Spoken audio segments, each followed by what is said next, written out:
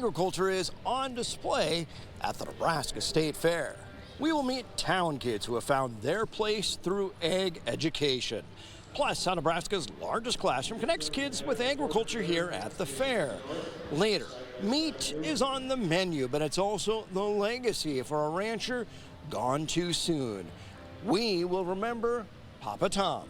On location at the fair, it's time to grow.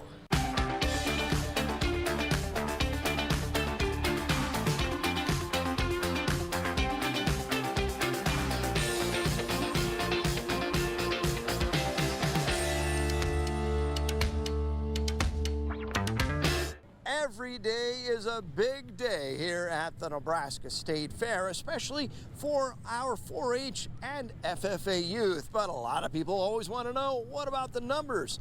And as we kick off Grow, numbers looking pretty good. Up 30% through the opening weekend. The State Fair releasing numbers, and Saturday was a big day with over 50,000 people in attendance. Organizers credit mild weather and word of mouth getting more people through the gate so far compared to this time last year. 30,000 more people have gone to the fair. Nebraska beef is a cut above, and one young man you could say is raising the stakes by raising stakes. Making the final drive here at the fair is an accomplishment for any young person, but doing it twice and winning it twice, well, that's just like a good steak. Rare. Thousands are silent, waiting for this. Before selecting a grand champion, anticipation builds. Getting to hand out the banners here gave me goosebumps. It's the dream of anybody who has ever stepped in the show ring of an animal, and so few ever get to experience it. Krista Prince is one of those. Her son Cutter won 2 years ago when she felt that moment. And the nerves are just undescribable all day. I mean, just because you want the best for your kids. Cutter's back with a new steer. His name's George, and he's always really fun to work on and stuff. This is the pinnacle of youth livestock. Yes, this is the Super Bowl of the county fairs. Dawn Caldwell's kids showed cattle here. Now on the fair board, she's also a rancher. It's how they earn their living, but this is also a reflection of their lifestyle. With less than 0.5% of the United States population being beef producers, think about what an honor it was for those young kids to stand out here in the ring tonight. Congratulations! And Cutter is no longer a past champion.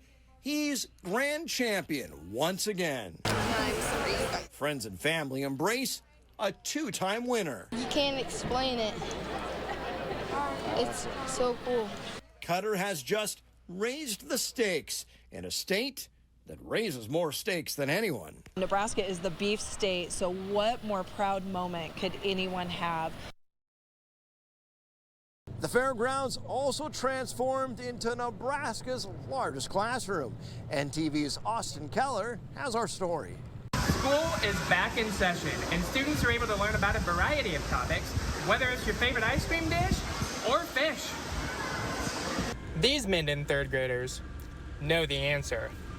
They enrolled in Nebraska's largest classroom Wednesday at the Nebraska State Fair. Some of the topics: BMX and farm animals. We were walking in, and the lady said that he's gonna go see if there's any more baby pigs, and then there was a baby pig. The schools were able to set their own syllabus, with more than 2,000 youth coming from across the state for the 3 days of Nebraska's largest classroom. Some of the teachers use these activities to reinforce what they've already learned in the classroom, help introduce what they're going to be learning in the classroom, or use this as an opportunity for just a fun day to learn something new that maybe they're not able to cover during. As the Minden third graders walked the fairgrounds Wednesday, they were able to stop and see one of their classmates' Purple Ribbon Award-winning 4-H project. I made it with my grandma in Carly, and it took a long time. We started in the middle of April, and then we ended it in the middle of June. My grandma and me already made a quilt, so then we were trying to then we did half square triangles, and then she came up with that. All of my friends said it would be fun, so I thought So then I said, okay, I'll do it. No matter what students learned at Nebraska's largest classroom, Pollock says she hopes they had fun. Reporting at the Nebraska State Fair, I'm Austin Keller.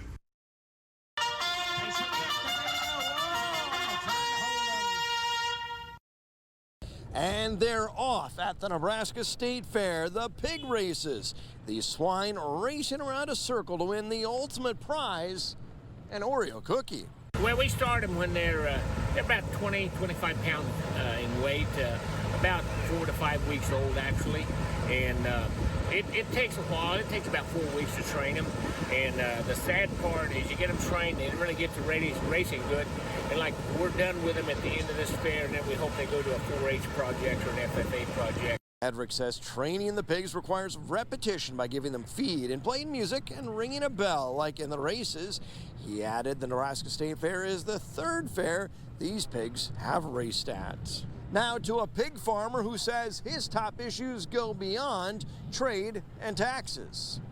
But in order for us to grow, there's some things that we have to really be involved in. That's childcare and daycare. If we want families to come back to our communities, and it's not just an urban issue, it's a rural issue. We worked hard on some legislation to get some child tax credits to kind of help out with that process. And then housing everywhere we go. If you want to talk about labor, you have to talk about housing.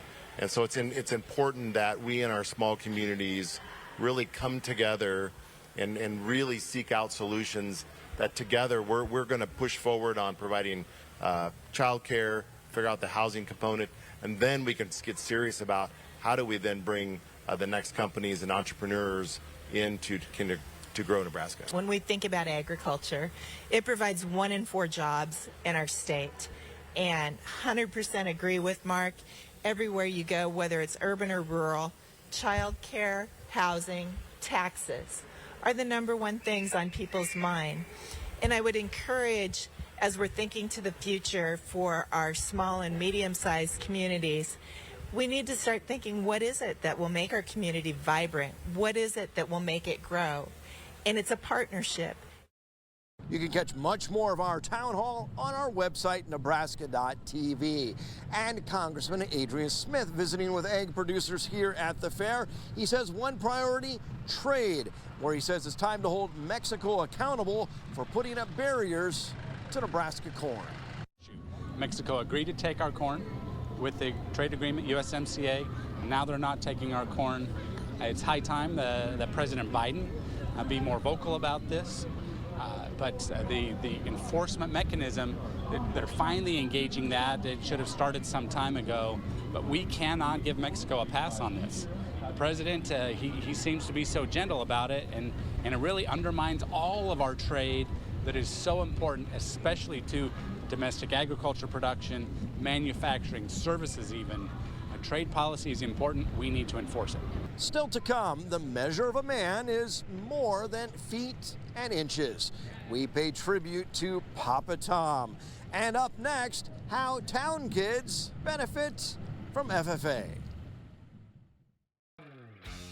This portion of NTV's Grow is sponsored by Acres Equipment, solutions for every field. Acres has what you need to get the job done. There's so much interesting research tied to FFA. And joining us now to talk about what some students are doing is Akili and Jessica. Jessica, instructor at Central City. You're a student, and you were just telling me about some of the projects you've done. What are you doing right now?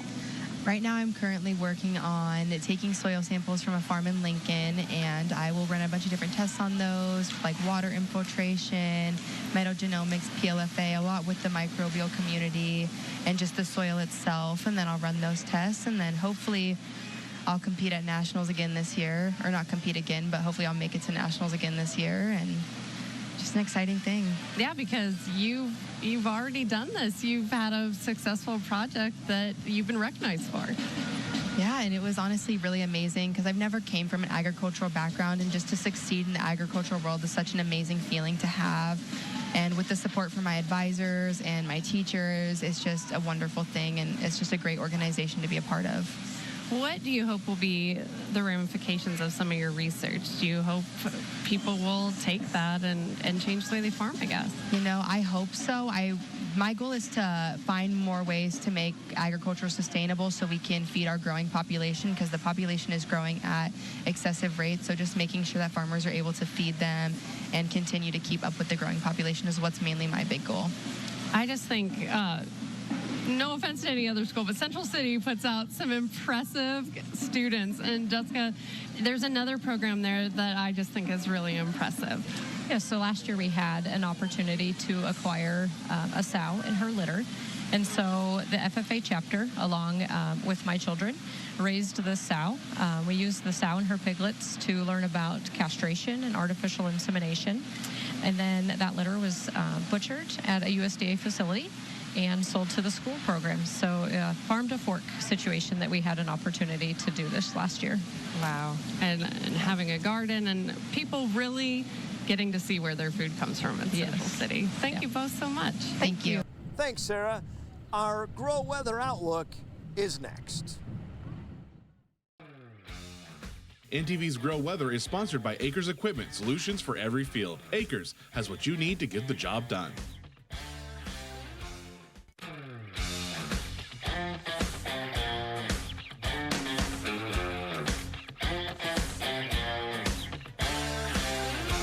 Well, this week's drought monitor released earlier this week on Thursday morning. Of course, still very dry conditions across the Central Plains. Let's take a closer look now at the state of Kansas, where we had some improvements, also some deteriorations over the last week. First two, the no drought and the abnormally dry. Some improvements here. 18% of the state now in no drought, abnormally dry, 82%. So nice to see a little improvement there. Otherwise, the next couple going the other way, unfortunately. Moderate drought now at 66.75%. Severe drought roughly 43.5%, and extreme drought roughly 19% there. All of those about 1% deterioration from the last week. Otherwise, exceptional drought still here in parts of southeast Kansas, 1.3%. That hasn't changed, thankfully. But heading up to Nebraska now, we actually had some improvements over the last week, even though it seems like didn't really have a whole lot of rain in the last week. In fact, most of that rain fell across western and northern Nebraska, so that's what really helped the improvement category for this week's drought monitor. Let's get right to it here. No drought now at 31.33%. Abnormally dry, roughly 68.2%. Moderate drought, roughly 50.25%. All of those 2% improvements from last week. Nice to see that. Severe drought, 28.5%, roughly a 1% improvement. Extreme drought still at about 14.25%, and exceptional still at roughly 1.31% there across east central Nebraska. Probably just to the east of Grand Island and Hamilton County. They're likely not getting a whole lot of rain. September temperatures here for the next month. Temperatures expected to be well above average for many of us, even across the Central Plains. Parts of southern Kansas expected to be well above average there. So expect a warmer September for the month ahead, and for the precipitation, unfortunately, not looking all that great. A lack of precipitation expected across much of the Central Plains. Maybe see some average amounts across the northwest part of the Panhandle there. Otherwise, not much in the way of rain this next month is expected. The next 3 months, temperatures roughly the same as last week. Still parts of southwest Nebraska, and the southwest part of the Panhandle and southwest Kansas still expect to be slightly above average in terms of temperatures. Otherwise, average temperatures elsewhere. We'll see roughly average precipitation totals for much of the Central Plains, which is certainly nice to see given the September precipitation outlook, unfortunately. But hopefully get some more rain in October and November. Otherwise, the grow week ahead. Starting the week off blistering hot on your Labor Day, 95 for a high. Cooling off towards the middle part of the week. We'll see a cold front move through the eve of Labor Day. So be on the lookout for that cold front moving through Monday night into Tuesday. Otherwise, temperatures trying to warm up towards the tail end of next week. Some rain chances mixed in here and there, although there's quite a bit of uncertainty as to those precipitation chances for the next week. Your Grow Almanac here. Normally, we'll see a high around 83, a normal low right around 58. The week ahead, average high of about 88. And the week ahead, average low roughly 62, so running a little bit above average. And your Grow Proverb for the week as September, so the coming March. And hopefully, September's shaping up to get a little bit more rainfall, so we can probably hopefully get some more rainfall when March rolls around in the spring. That is a check of this week's Grow Report. Be sure to tune in next week when, once again, it will be time to grow. It will be time to grow.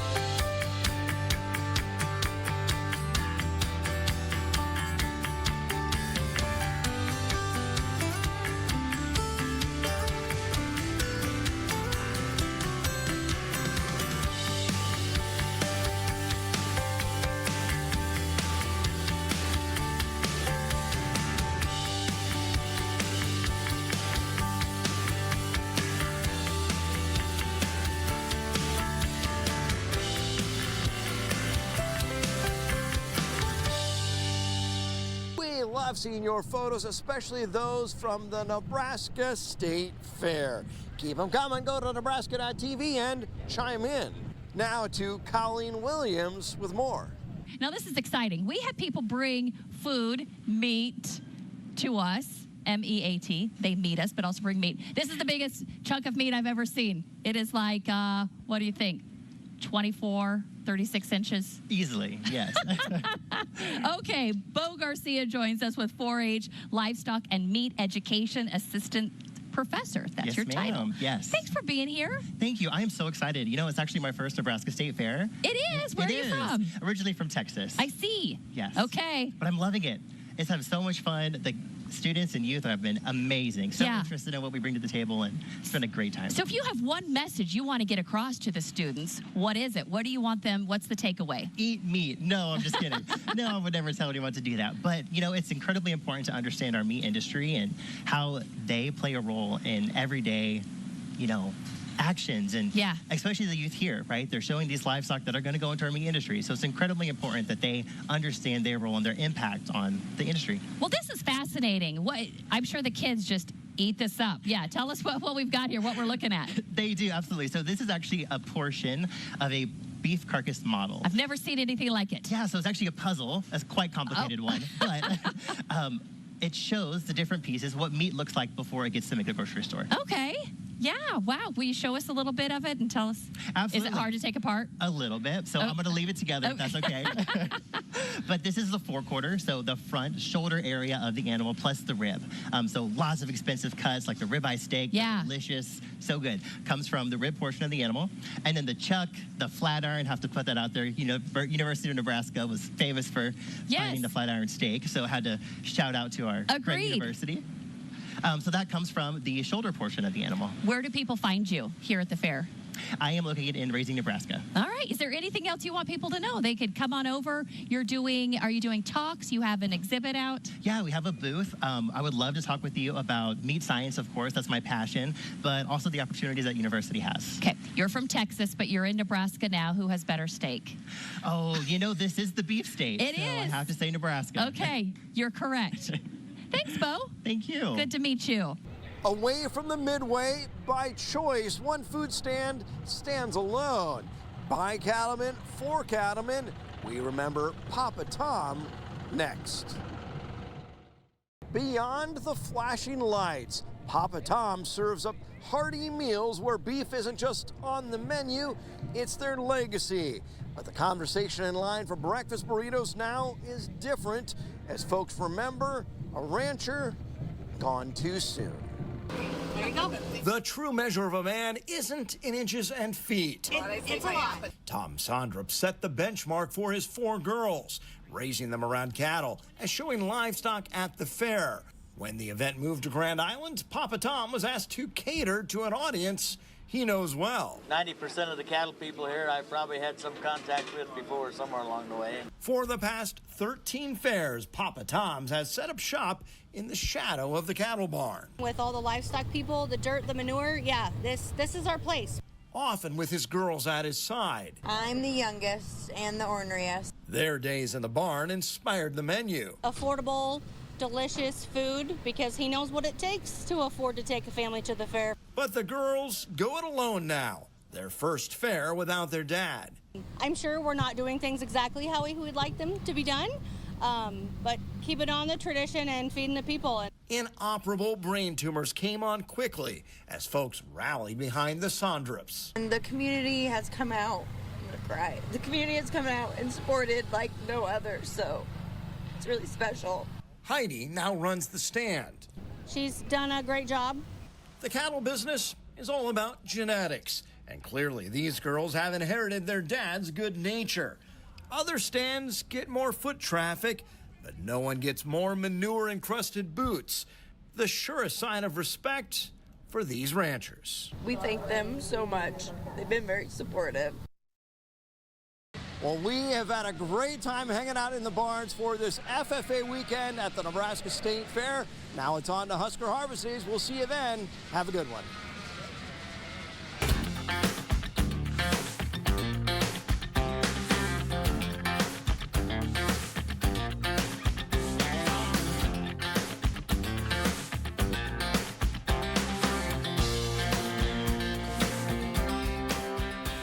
NTV's Grow is brought to you by Aurora Cooperative. Tougher together, Aurora and you.